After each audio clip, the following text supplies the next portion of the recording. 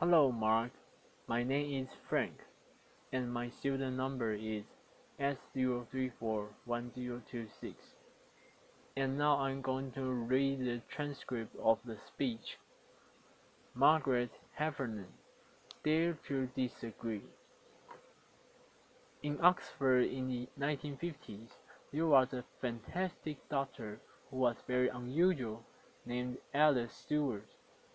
And Alice was unusual partly because, of course, she was a woman, which was pretty rare in the 1950s. And she was brilliant. She was one of the, at the time, the youngest fellow to be elected to the Royal College of Physicians. She was unusual too because she continued to work after she got married, after she had kids, and even after she got divorced and was a single parent, she continued her medical work. And she was unusual because she was really interested in a new science, the emerging field of epidemiology, the study of patterns in disease. But like every scientist, she appreciated that to make her mark, what she needed to do was find a hard problem and solve it. The hard problem that Alice chose was the rising incidence of childhood cancers. Most disease is correlated with poverty, but in the case of childhood cancers, the children who were dying seemed mostly to come from affluent families. So what she wanted to know could explain this anomaly. Now Alice had trouble getting funding for her research.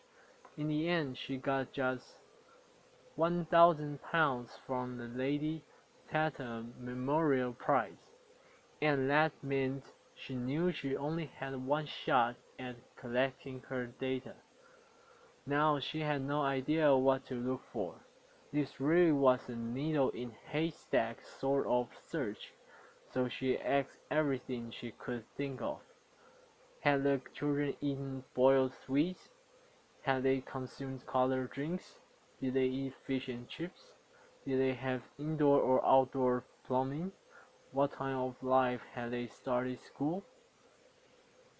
And when her cartoon coffee questionnaire started to come back, one thing and one thing only jumped out with the statistical clarity of a kind that most scientists can only dream of. By a rate of 2 to 1, the children who had died had had mothers who had been X-rayed when pregnant. Now that finding flew in the face of conventional wisdom. Conventional wisdom held that everything was safe up to a point, a threshold. It flew in the face of conventional wisdom, which was huge enthusiasm for cool new technology of that age, which was the X-ray machine. And it flew in the face of doctors' idea of themselves, which was as people who helped patients, they didn't harm them. Nevertheless, Alice Stewart rushed to publish her preliminary findings in the Lancet in 1956. People got very excited. There was talk of the Nobel Prize, and Alice really was in a big hurry to try to study all the cases of childhood cancer she could find before they disappeared. In fact, she need not have hurried. It was fully 25 years before the British and American medical establishments abandoned the practice of X-raying pregnant women. The data was out there, it was open, and it was freely available, but nobody wanted to know. A child awake was dying, but nothing changed. Openness alone can't drive change. So for 25 years, Alice Stewart had a very big fight on her hands. So how did she know that she was right? Well, she had a fantastic model for thinking. She worked with a statistician named George Neal, and George was pretty much everything that Alice wasn't. So Alice was very outgoing and sociable, and George was a recluse.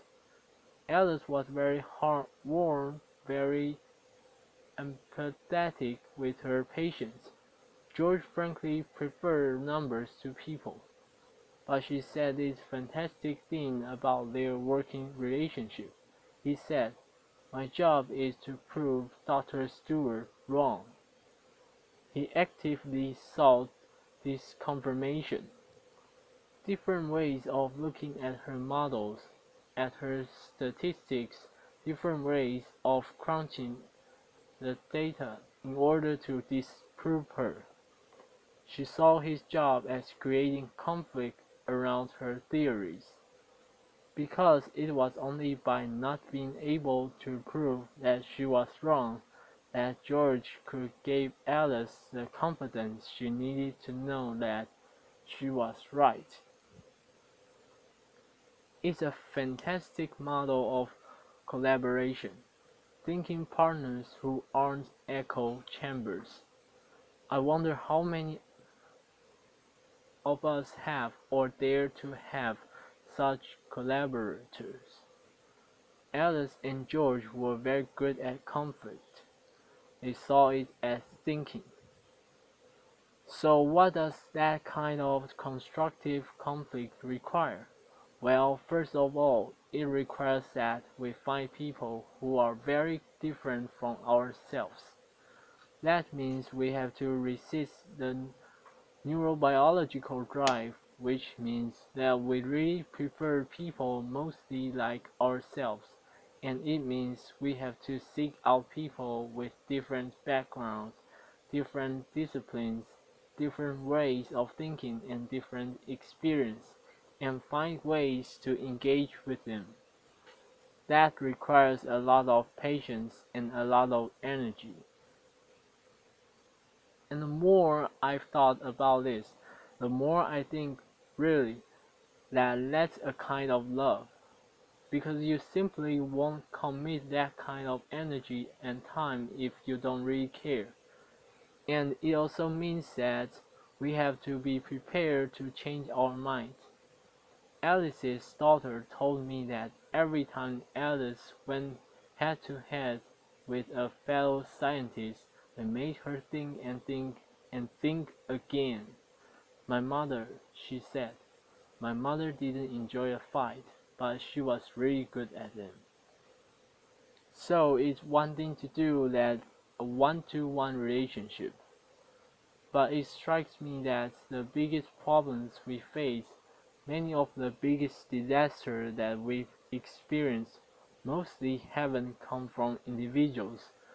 They've come from organizations, some of them bigger than countries, many of them capable of affecting hundreds, thousands, even millions of lives. So how do organizations think? Well, for the most part, they don't. And that isn't because they don't want to. It's really because they can't. And they can't because the people inside of them are too afraid to conflict.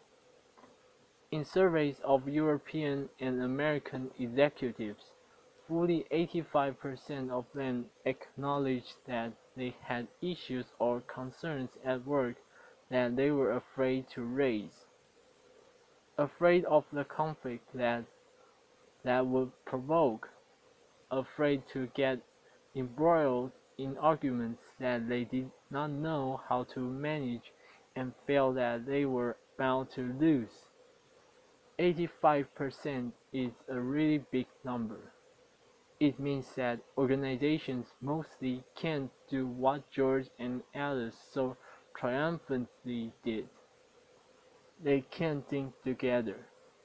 and it means that people like many of us who have run organizations and gone out of our way to try to find the very best people we can, mostly fail to get the best out of them. So how do we develop the skills that we need? Because it does take skill and practice too. If we aren't going to be afraid of conflict, we have to see it as thinking, and then we have to get really good at it. So recently I worked with an executive named Joe, and Joe worked for a medical device company. And Joe was very worried about that the device that he was working on. He thought that it was too complicated, and he thought that its complexity created margins of error that could really hurt people. He was afraid of doing damage to the patients he was trying to help. But when he looked around his organization, nobody else seemed to be at all worried. So he didn't really want to say anything. After all, maybe they knew something he didn't. Maybe he looked stupid, but he kept worrying about it. And he worried about it so much that he got to a point where he thought the only thing he could do was leave a job he loved. In the end, Joe and I found a way for him to raise his concerns. And what happened then is what almost always happens in this situation. It turned out everybody had exactly the same questions and doubts. So now Joe had allies. They could think together. And yes, there was a lot of conflict and debate and argument, but that allowed everyone around the table to be creative, to solve the problem, and to change the device. Joe was what a lot of people might think of as a whistleblower, except that, like almost all whistleblowers, he wasn't a crank at all. He was passionately devoted to the organization and the higher purposes that that organization served. But he had been so afraid of conflict until finally he became more afraid of the silence. And when he dared to speak, he discovered much more inside himself and much more gift in the system than he had ever imagined. And his colleagues don't think of him as a crank, they think of him as a leader. So how do we have these conversations more easily and more open? Well, the University of Delft requires that its PhD students have to submit 5 statements that they're prepared to defend. It doesn't really matter what the statements are about. What matters is that the candidates are willing and able to stand up to authority. I think it's a fantastic system, but I think leaving it to PhD candidates is far too few people and way too late in life. I think we need to be teaching these skills to kids and adults at every stage of their development if we want to have thinking organizations and a thinking society. The fact is that most of the biggest catastrophes that we've witnessed rarely come from information that is secret or hidden. It comes from information that is freely available and out there, but that we are willfully blind to because we can't handle, don't want to handle the conflict that it provokes. But when we dare to break that silence, or when we dare to see and we create conflict, we enable ourselves and the people around us to do our very best thinking. Open information is fantastic. Open networks are essential. But the truth won't set us free until we develop the skills and the habits and the talents and the moral courage to use it. Openness isn't the end, it's the beginning. Applause. Thank you, Mark.